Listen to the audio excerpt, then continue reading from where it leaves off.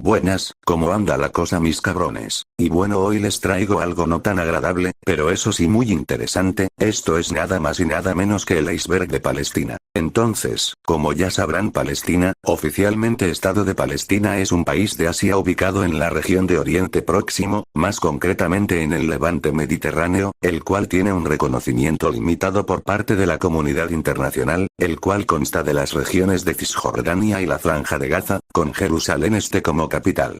Ya que últimamente este país ha estado en boca de todos por razones que ya saben, se me hizo interesante hacer un iceberg al respecto. Concretamente lo encontré en Reddit, así que créditos a quien corresponda.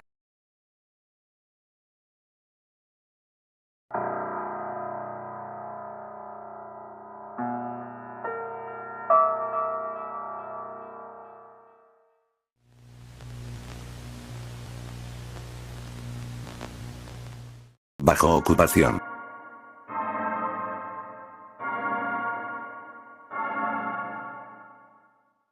A finales del siglo XIX y principios del XX, el movimiento sionista surgió con el objetivo de establecer un hogar nacional judío en Palestina, que en ese momento era parte del Imperio Otomano. Tras la Primera Guerra Mundial, el Reino Unido obtuvo el control de Palestina bajo un mandato de la Liga de Naciones en 1920, comprometiéndose a facilitar la creación de un hogar judío según la Declaración Balfour de 1917. En 1947, la ONU propuso un plan de partición, Resolución 181, que dividía Palestina en un Estado judío y un Estado árabe, con Jerusalén bajo control internacional. Este plan fue aceptado por los líderes judíos, pero rechazado por los árabes palestinos y los estados árabes vecinos. O sea, básicamente mientras eran colonia inglesa, los ingleses le regalaron lo que en teoría le pertenecía a los palestinos a los israelíes, sí, así nomás, regalaron lo que no era de ellos, por la cara.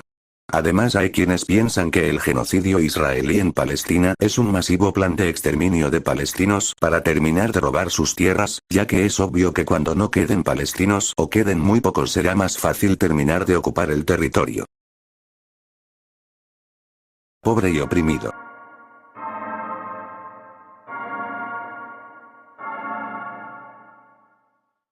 La pobreza en Palestina se ha visto afectada por diversos factores, como la guerra, el bloqueo israelí y la destrucción de la infraestructura. Guerra. La operación militar en Gaza ha causado la destrucción de infraestructura, pérdida de vidas y desplazamiento de personas.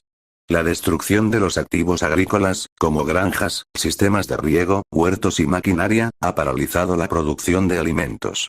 Bloqueo israelí. El bloqueo israelí de la Franja de Gaza ha causado la escasez de combustible, dinero en efectivo, gas de cocina y otros insumos básicos. La prohibición de importar materiales de construcción ha impedido la reconstrucción de viviendas y la construcción de nuevas. Décadas de bloqueo. Antes de la crisis actual, décadas de bloqueo erosionaron la economía de Gaza, dejando al 80% de la población dependiente de la ayuda internacional. Crisis económica.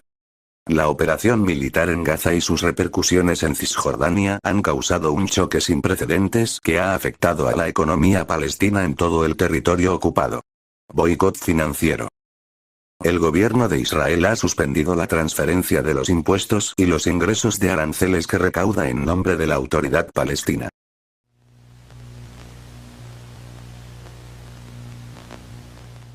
Aliado de Rusia, Irán y China.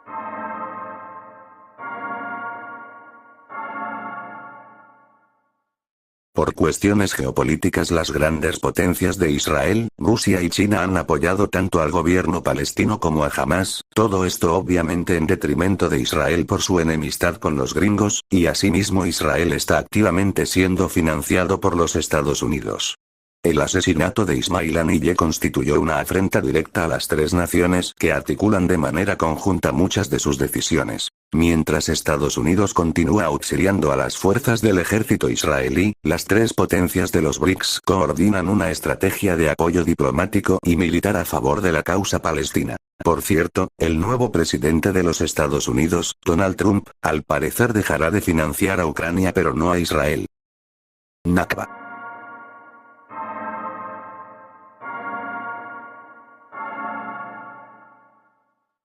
La Nakba, que en árabe significa catástrofe, hace referencia a los 700.000 palestinos que huyeron o fueron expulsados de lo que hoy es el Estado de Israel antes y durante la guerra que rodeó su creación en 1948. Según la Agencia de las Naciones Unidas para los Refugiados Palestinos, UNRWA, son refugiados palestinos las personas cuyo lugar de residencia habitual era el mandato británico de Palestina entre junio de 1946 y mayo de 1948 y que perdieron sus casas y medios de vida como consecuencia de la guerra árabe-israelí de 1948. Dicha definición también incluye a sus descendientes.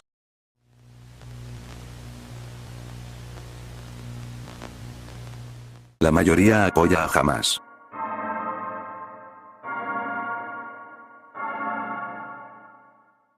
Dada la situación humanitaria, es sabido que la mayoría de palestinos a estas alturas del partido apoyan a Hamás o por lo menos están de acuerdo con su ideología y no con su modus operandi. El descontento está tan generalizado y el desprecio a Israel tan efusivo que encuestas demuestran que hasta el 90% de ellos son apologetas de Hamás. Innumerables atentados suicidas.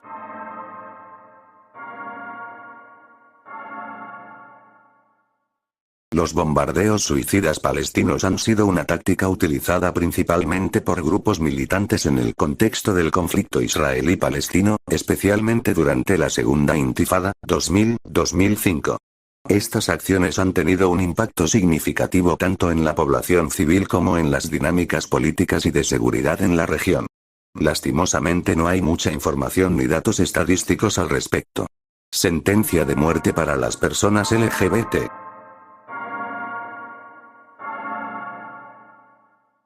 Los derechos de las personas LGBT en el Estado de Palestina sigue siendo uno de los problemas de derechos humanos en la región. Aunque la homosexualidad no está prohibida en la mayor parte de Palestina, como en Cisjordania o Jerusalén Este, tampoco hay un reconocimiento legal.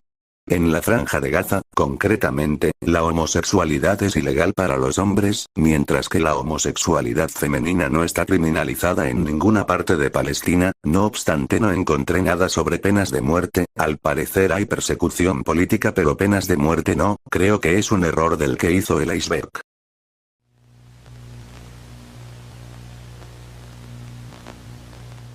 Pagar por matar.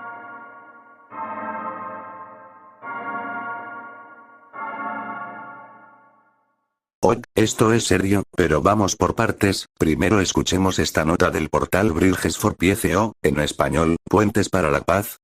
Casi 1.000 millones de shekels, pesos israelíes 278 millones de dólares estadounidenses en ingresos fiscales anuales, que Israel recauda a favor de la autoridad palestina APP, se destinan a la política de pago por matar de Ramallah. Bajo dicha política la APP paga salarios mensuales a los terroristas y sus familias, según documentos legales, recolectados este domingo.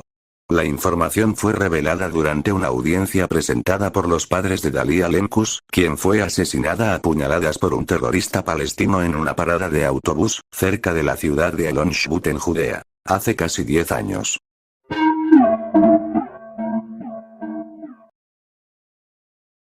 La verdad es que hay muy poca información al respecto y solo son un par de medios de los cuales no conozco ninguno o muy pocos. También voy a aprovechar para desligarme de muchos de los relatos con intereses ideológicos y geopolíticos aquí expuestos. Yo solo hago las investigaciones, y esto lo digo porque el portal que hizo la noticia anteriormente citada se define a sí mismo como un medio de cristianos apoyando a Israel y construyendo relaciones, con lo cual es altamente probable que sea falso o por lo menos esté sesgado. Lo cierto es que no sabemos nada al respecto.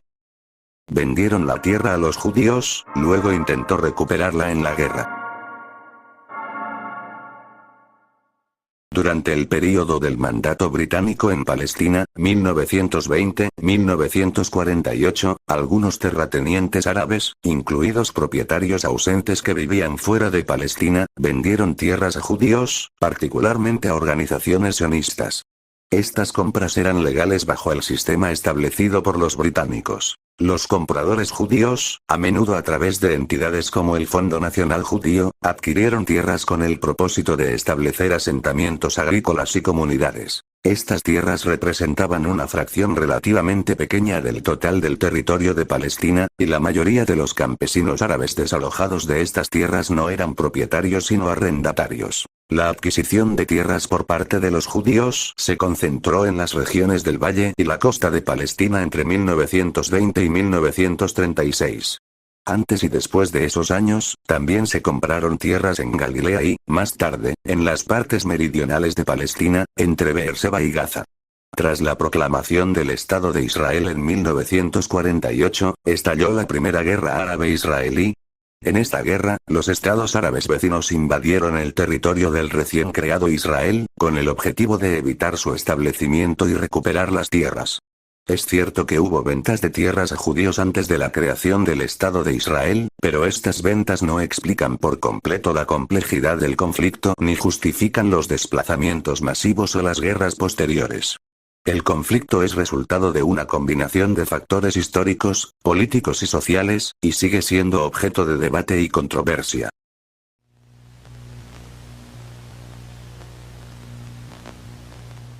El fundador fue un colaborador nazi.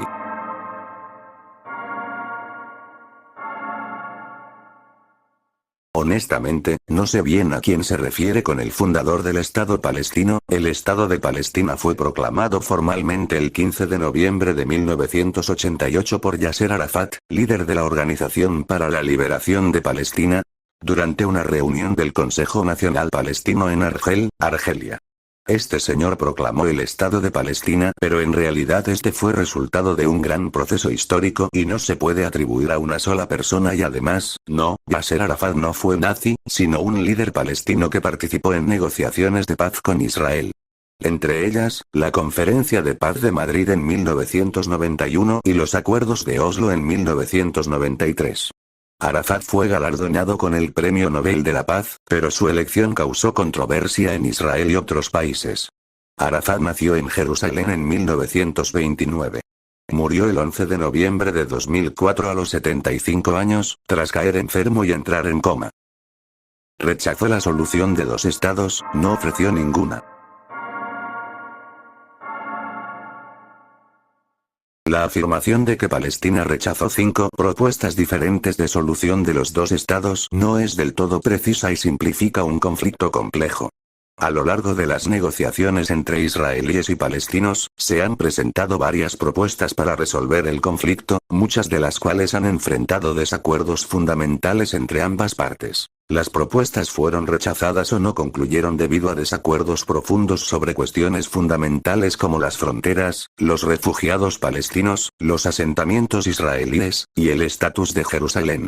En síntesis, sí, Palestina rechazó diferentes propuestas de solucionar el conflicto mediante dos estados, sin embargo, hay que mencionar las razones detrás. Por ejemplo, en primera instancia rechazaron el plan porque no estaban de acuerdo con la creación de un estado judío y porque consideraban injusta la distribución del territorio, ya que los judíos recibían el 55% del territorio mientras eran una minoría, y en una segunda ocasión Yasser Arafat lo rechazó, argumentando que la propuesta no garantizaba la soberanía completa sobre Jerusalén Este, ni el retorno de los refugiados.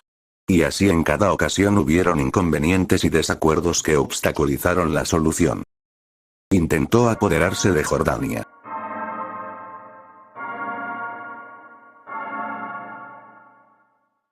Las relaciones entre Jordania y la OLP se habían deteriorado constantemente a finales de la década de 1960 por dos razones principales.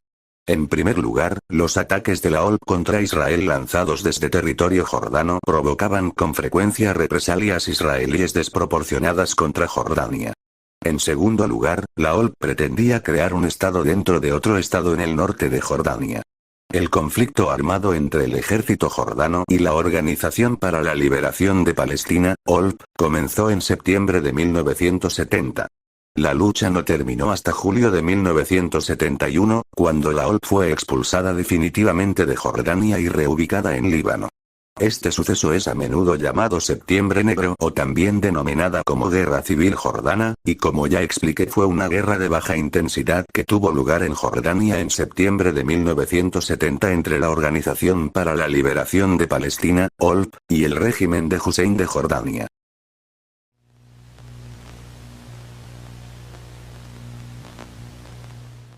Nunca se identificaron como palestinos antes de 1967. El término Palestina se remonta a la época romana, cuando el Imperio Romano renombró la región como Siria-Palestina tras la revuelta judía del siglo II después de Cristo. Este nombre fue utilizado a lo largo de los siglos por diferentes poderes, incluidos los bizantinos, los omeyas, los otomanos y los británicos. Si bien el término palestino adquirió un significado político más marcado después de 1967 debido a la Guerra de los 6 Días y la ocupación israelí de Cisjordania, Gaza y Jerusalén Este, la identidad palestina tiene raíces históricas mucho más antiguas. Nombre inventado por los romanos, no pueden pronunciar la P. En el árabe, que es el idioma principal en Palestina, no existe un sonido equivalente al de la P en español o inglés. En su lugar, se utiliza el sonido de la B, que sí forma parte del alfabeto árabe. Por esta razón, cuando los hablantes de árabe pronuncian palabras extranjeras que contienen la P, a veces la sustituyen por una B. Por ejemplo, podrían decir pizza en lugar de pizza. Este fenómeno no es exclusivo de los palestinos, sino común entre hablantes de árabe en general. En contextos multilingües, muchas personas que hablan árabe aprenden a pronunciar correctamente la P, especialmente si tienen experiencia con otros idiomas. Y con respecto al término Palestina, pues, el término Palestina deriva de Peleset, en hebreo, que hacía referencia a los filisteos, un pueblo que habitó la costa sur de Canaán, actual Gaza y alrededores, durante el segundo milenio A.C. Los griegos adoptaron este nombre como Palestín para describir no solo las tierras de los filisteos, sino una región más amplia en el suroeste del Levante. Así que no, los romanos no inventaron el nombre Palestina, pero sí lo popularizaron en su forma latina, Palestina, y lo aplicaron oficialmente a la región como parte de sus políticas imperiales.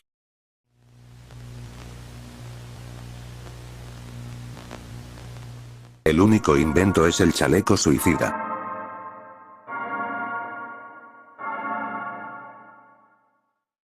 Un cinturón explosivo, también llamado cinturón suicida o chaleco suicida, es un dispositivo explosivo improvisado, un cinturón o un chaleco lleno de explosivos y armado con un detonador, que usan los terroristas suicidas. Los cinturones explosivos suelen estar llenos de bolas, clavos, tornillos, pernos y otros objetos que sirven como metralla para maximizar el número de víctimas en la explosión. El cinturón explosivo generalmente consta de varios cilindros llenos de explosivo, de facto bombas de tubo, o en versiones más sofisticadas con placas de explosivo. El explosivo está rodeado por una camisa de fragmentación que produce la metralla responsable de la mayor parte de la letalidad de la bomba, convirtiendo efectivamente la camisa en una rudimentaria mina Claymore para llevar en el cuerpo. Aunque es difícil determinar un lugar exacto de su invención, su uso moderno se asocia principalmente con grupos extremistas en Oriente Medio y el sur de Asia durante las últimas décadas del siglo XX. Durante los años 80 y 90, grupos como Hezbollah en Líbano comenzaron a emplear tácticas suicidas, incluidas bombas corporales, para atacar objetivos militares y civiles, especialmente durante conflictos con Israel y fuerzas internacionales. Convirtieron tuberías donadas por la Unión Europea en misiles. Ok, leamos la siguiente nota de NTN 24. En plena crisis en Gaza por falta de agua, embajador publica video de Hamas cortando tuberías para fabricar cohetes. Se cumple casi una semana del conflicto en Israel que comenzó con los ataques del pasado sábado por parte del grupo terrorista Hamas. La arremetida de ambos bandos ha incluido, de parte de Israel, un corte al suministro de energía, comida y agua que se envía a la franja desde hace varios años. Sobre esto, Gali Dagan, embajador de Israel en Colombia, aseguró que Gaza no posee un servicio constante del líquido debido a las acciones de Hamas y usó un video para constatarlo. A los que preguntan por el agua en Gaza, esa pregunta la tenían que haber hecho cuando el Hamas estaba sacando tuberías de agua de debajo de la tierra para fabricar cohetes que dispararon contra israelíes, dijo. Usando la etiqueta y un video del mismo grupo terrorista, Dagan escribió: "No lo digo yo. Lo dice el propio Hamas, que fue quien publicó este video en su cuenta de Telegram, enorgulleciéndose de cómo utilizan los recursos del pueblo palestino para el terrorismo, en lugar de utilizarlos para el bienestar de la población". También, para dar otra perspectiva, informa el portal Topwar. Hamas mostró el proceso de fabricación de cohetes a partir de tuberías de agua. El grupo palestino Hamas publicó imágenes que muestran el proceso de fabricación completo. Las imágenes muestran cómo se extraen del suelo tuberías de agua, después de lo cual se cortan en pedazos, se procesan y se limpian en talleres artesanales. Luego se les colocan ojivas que contienen explosivos. Por lo tanto, al no existir prácticamente la capacidad industrial necesaria para la producción de armas, Hamas produce con éxito una cantidad significativa de cohetes. Las imágenes también muestran lanzadores de distintos tipos con los que el grupo palestino lanza ataques con cohetes contra Israel. Sin embargo, la precisión de estos misiles es muy condicional y no les permite alcanzar objetivos israelíes con precisión. Al mismo tiempo, el costo de los recursos gastados en la producción de tales municiones sigue siendo extremadamente insignificante, mientras que el ejército israelí se ve obligado a gastar costosos misiles de defensa aérea Iron Dome para derribarlos. Los palestinos utilizaron por primera vez misiles Qassam de fabricación casera contra Israel en 2001. Actualmente, Hamas está armado con otros 6 tipos de misiles, incluido el Qassam de tercera generación, desarrollado en 2005 y capaz de alcanzar objetivos a una distancia de hasta 18 kilómetros, así como modelos de mayor alcance. Por cierto, este es el vídeo publicado por Hamas.